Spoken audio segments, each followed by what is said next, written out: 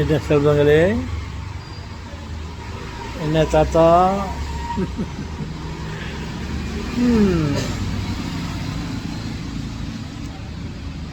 என்ன செய்வது?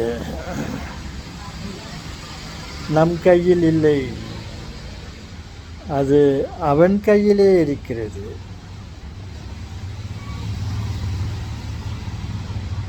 இழக்கக்கூடாத உயிரை இழக்கிறோமே, இழக்கப் போகிறோமே என்று நினைத்தால் அதிகபட்சமான கவலை உருவாகிறது. நம் உடலை விட்டு நம் உயிரை பிரிவதற்கு இருக்கிறது. அதைவிட மேலானது, அதைவிட சிறப்பானது, அதைவிட இழப்பானது வேறு எதுவுமே இல்லை. அதற்கு பிறகுதான் அம்மா, மனைவி,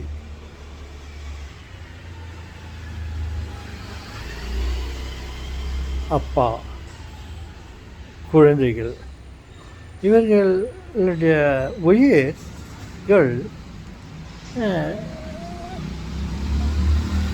சிறப்பானது, பேரிழப்பு.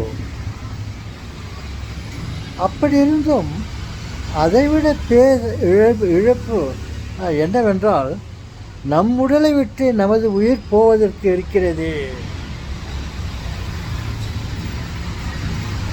என்று நினைக்கும் பொழுது அவைகளை தாங்கிக் கொள்ளலாம் என்ற ஒரு மனோ தைரியம் ஏற்படுகிறது. அம்சங்களே, உயிர் உடலினும் மேலானது. உற்றார், பெற்றோர், சொந்தம், பந்தம், நண்பர், விரோதிகள், அக்கம் பக்கம், இவர்கள் எல்லோருடைய உயிரை விட நமது உடல் உள்ள உயிர் சிறப்பானது. அதை நாம் இழந்துவிட்ட பிறகு மற்றவர்களை பற்றி நாம் கவலைப்படுவது பெரியதாக எனக்கு தெரியவில்லை. அம்சங்கள் என்ன இருந்தாலும் நம் உடலை விட்டு நமது உயிர் போவதற்கு முன் நமது மனைவியின் உயிர் போகிறது என்று நினைக்கும்போது நமது உயிரை விட அதுதான் எனக்கு பெரிதாக தெரிகிறது. ஓவர்டேக்கிங். அவன் சொல்கிறீங்களே,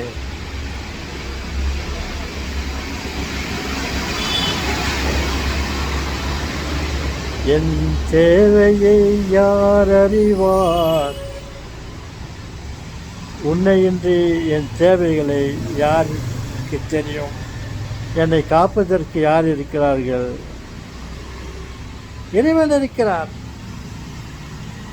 இறைவன் இருக்கின்றார், கண்ணுக்கு தெரியவில்லை. ஆனால் மனைவி, நம் கண்ணெதிரிலே இருக்கும் மனைவி நம்மை விட்டு போய்விட்டால் நமது உயிர் நம் உடலை விட்டு போனதாகவே நான் கருதுகிறேன்.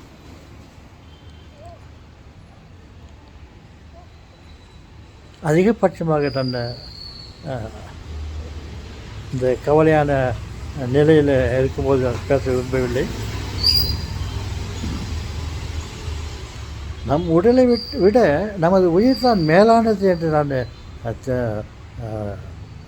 தெரிந்து கொண்டு பிறகு அதை ஆராய்ந்து பார்த்தால் நம் உயிரை விட நமது மனைவியின் உயிர் தான் எனக்கு பெரிதாக தெரிகிறது.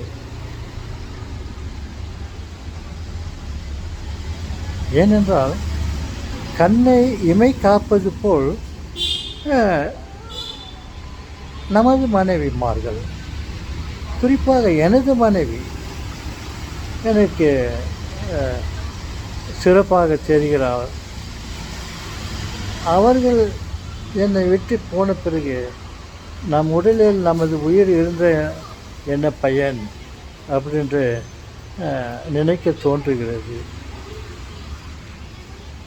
நாம் இருக்கும் வரையில் நம் மனைவியை கண் கலங்காமல் பார்த்து கொள்ளலாம். சிறு சிறு பிரச்சனைகள் வரலாம், கோபித்து கொள்ளலாம், வாய் சண்டை போட்டு கொள்ளலாம், ஏன் கைச்சண்டையும் போட்டு கொள்ளலாம். இருந்தாலும் அவர்கள் நமது உயிர். அவர்களை நாம் இழக்க முடியாது, நினைத்து பார்க்கவும் முடியாது. அதனால் நாம் நமது மனைவியை கண்கலங்காமல் பார்த்து கொள்ளலாம். கடந்து போயிட்ட பிறகு நாம் நினைத்து கவலைப்படுவதை விட அவர்கள் நம்மோடு இருக்கும் போதே அவளுடன் சந்தோஷமாக இருக்க முயற்சிப்போம்.